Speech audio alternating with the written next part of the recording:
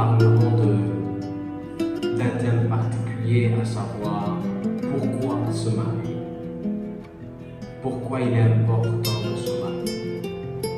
Alors assurément, ce thème n'a pas d'importance pour toi, bien évidemment, si tu n'as pas pris le soin d'écouter les deux thèmes précédents, à savoir la notion du couple et tout simplement qu'est-ce que le mariage. Alors spécialement aujourd'hui dans pourquoi se marier, nous allons ici émettre non seulement plusieurs raisons, mais aussi l'une des raisons principales, permettez-moi, qui doivent motiver les émotions d'être, des émotions d'avoir un mari, ou du moins les sentiments, les intentions, excusez-moi, dans le fait d'avoir un mari ou d'avoir une femme. Alors en guise d'introduction, j'aimerais déjà essayer de rectifier certaines choses. Dans ce monde actuel et dans la façon de faire, je vais parler dans divers contextes, mais précisément dans le contexte religieux chrétien auquel j'appartiens. Mais il n'en demeure pas moins que même si tu n'es pas croyant, même si tu ne crois pas en Dieu, et que tu tombes sur cette vidéo, il est possible que tu sois béni au travers de tout ce qui sera dit ici. Alors mesdames, mesdemoiselles et messieurs, bibliquement il est écrit, et la Bible dit une chose, la Bible dit: il n'est pas bon que l'homme soit seul, c'est Dieu qui parle, je lui ferai une aide semblable. C'est ainsi qu'il est écrit que ne séparez pas que personne ne sépare ce que Dieu a uni, je paraphrase. Alors vous devez déjà comprendre que on ne se marie pas. Pourquoi se marier? Dans pourquoi se marier, la première chose qui incite ou qui pousse les gens à se marier, j'aimerais d'abord éclaircir une chose, ce n'est pas d'abord sur la base des sentiments.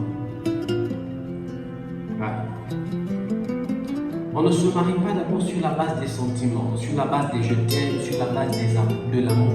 Non.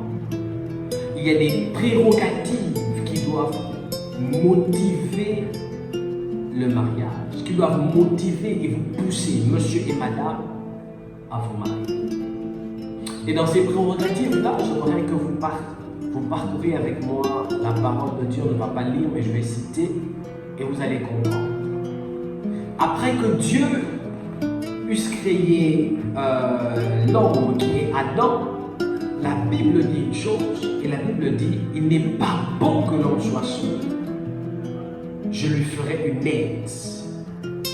Donc la notion de mariage ici pour la première fois n'intervient pas par rapport au ressenti, par rapport au sentimentalisme, mais la notion de mariage intervient par rapport à l'aide. Mesdames, mesdemoiselles et messieurs, l'une des choses primordiales, capitales, importantes, inéluctables, qui fera de vous un bon mari, qui fera de vous une bonne femme, ce n'est pas d'abord le fait de dire oui à cause de l'amour que vous ressentez, mais c'est plutôt le fait de dire oui à cause de la vision que vous avez. Parce que quand Adam a vu Ève, Adam n'avait pas d'abord l'amour. Mais Adam s'est vu être comblé par rapport à la vision qu'il avait. Adam a dit: voici cette fois-ci l'os de mes os, chair de ma chair. Non pas à cause de l'amour qu'il éprouvait. Mais Adam l'a dit d'abord parce qu'il a vu une aide pour la vision qu'il avait.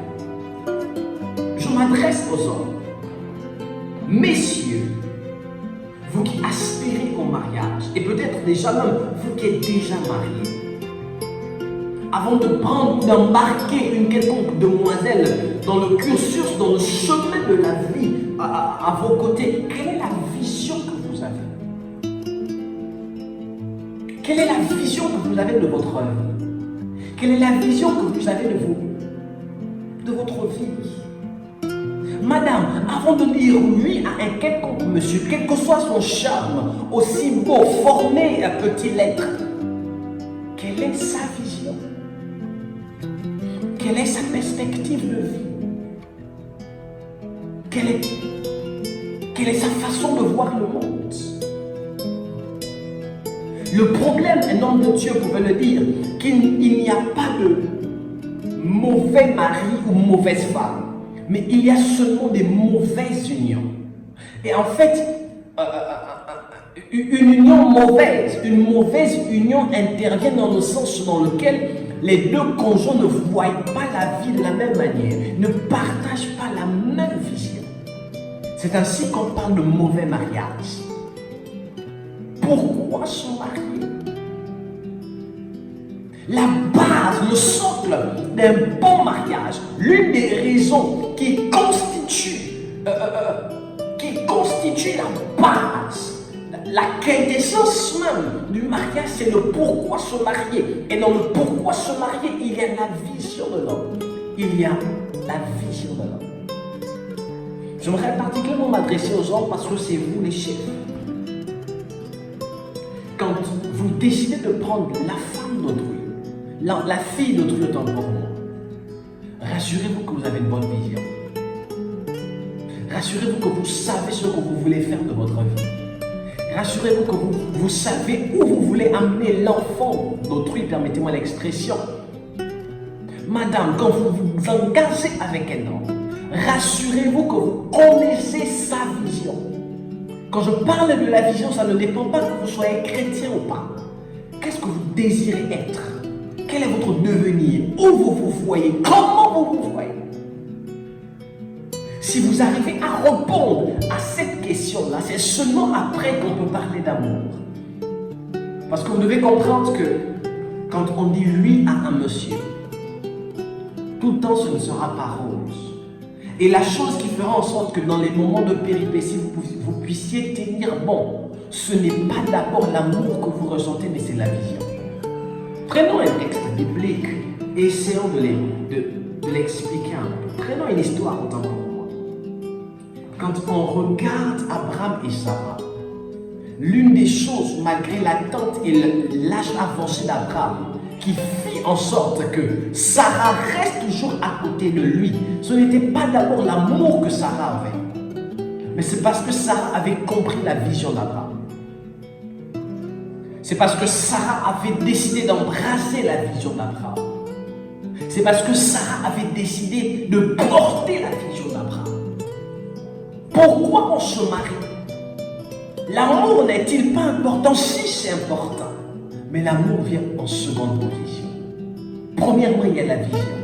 La vision fera en sorte que quand vous passerez par des moments où monsieur n'aura même pas de quoi subvenir aux besoins de madame, vous resterez accrochés l'un à l'autre. La vision fera en sorte que même quand vous passerez par des moments où la femme ne répondra peut-être plus à certains besoins de l'homme, mais tu resteras accroché l'un à l'autre. Parce que c'est dans la vision que l'on conserve l'amour. Pourquoi on se marie? C'est à cause de la vision. Si tu es à la porte du mariage et que tu es un homme, vérifie que ta vision est la bonne. Si tu es à la porte du mariage et que tu es une femme, vérifie que ton homme a une vision qui correspond à la tienne. Mesdames, Mesdemoiselles et Messieurs, frères et sœurs, partout dans le monde, le socle d'un bon mariage, c'est la perspective de vie, c'est la vision, c'est les objectifs de vie. Et je n'aimerais pas m'étendre, j'aimerais m'arrêter là. Pourquoi se marier? Il n'y a qu'une seule réponse, c'est la vision. Au-delà de tout ce qu'on pourrait dire, la chose la plus importante, c'est la vision. Que Dieu vous bénisse. Et on se voit très bientôt dans notre prochaine vidéo. Shalom. Shalom, mesdames, mesdemoiselles et messieurs. J'espère que vous allez bien. Je suis le prophète Azaf Amel, leader du mouvement ETS Ministry. Et je viens de manière solennelle vous inviter à un programme inédit, à savoir Secret de couple heureux. Un programme qui se déroulera sur deux de nos plateformes, précisément notre chaîne YouTube, Prophète Azaf Amel, et notre page Facebook, ETS Ministry. Mesdames, Mesdemoiselles et Messieurs, je ne viendrai pas en tant que prophète, je parlerai en tant que coach. Et durant ces moments, nous vous invitons afin de découvrir les pépites d'or, des nouvelles compréhensions, qui celles-ci vont vous apporter un nuage de bonheur dans votre foyer. Nous vous attendons très chaleureusement. Et pendant ce temps, bonne heureuse année à vous.